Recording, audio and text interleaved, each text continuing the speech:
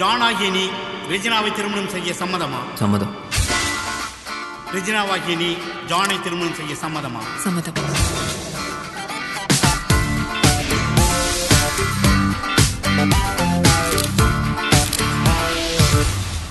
Cheers. மச்சி ஒரே ஒரு ப்ராமிஸ் பண்ணு, கல்யாணம் மட்டும் பண்ணிக்க மாட்டேன் ப்ளீஸ் ஜா. ஏய் நடுராத்திரி 12 மணிக்கு யாராச்சும் குடிச்சிட்டு உன் வீட்டு கதவை தட்டி உன் பக்கத்துலயே வந்து படுத்தா உனக்கு எப்படி இருக்கும்? கல்யாணம் ஆன உடனே டெய்லி மல்லிப்பூ அல்வா வாங்கின்னு உன்னை பார்க்க வரணும். ஆனா அவன் மாட்டமான சரகாணி டெய்லி என்ன பார்க்க வரான். மேரேஜி மச்சான் கலீஜுன்னு கஜா சொன்னா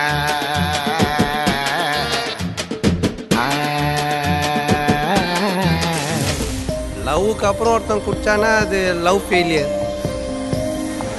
அதுவே கல்யாணத்துக்கு அப்புறமா அவன் குடிச்சானா லைஃபே ஃபெயிலியர்.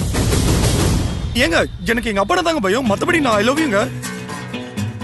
பிரதர் பிரதர் பிரதர் பிரதர்னு மட்டும் சொல்லாதீங்க, நைட் எல்லாம் தூக்கம் வர மாட்டேங்குது.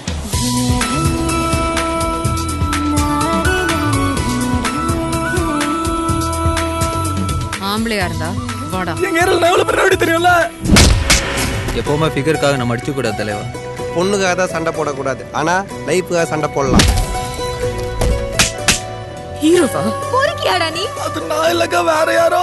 ஆம்பளைன்னா அழுக கூடாது, அழுகிய நிறுத்துறா. நான் ஒன்னும் அழுவலையா, கண்ணு வேர்க்குது. ஒரு பொண்ணு அழுகுறானா ஏமாத்துறான்னு அர்த்தம். அதே ஒரு பையன் அழுகுறானா ஏமாந்துட்டான்னு அர்த்தம். நம்ம கூட இருக்கிறவங்க நம்மளை விட்டு போயிட்டாங்கன்னா நம்மளும் போகணும்னு அவசியம் இல்லை. என்னைக்காவது ஒரு நாள் நம்ம ஆசைப்பட்ட மாதிரி நம்ம லைஃப் மாறும்.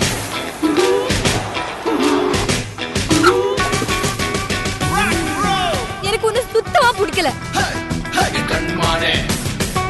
என்னடா கழட்டி விடலான்னு பாக்குறியா? அந்த பொண்ணை எப்படி உசார் பண்றதுன்னு சொல்றா. சொல்லி தொலைக்கிறான்.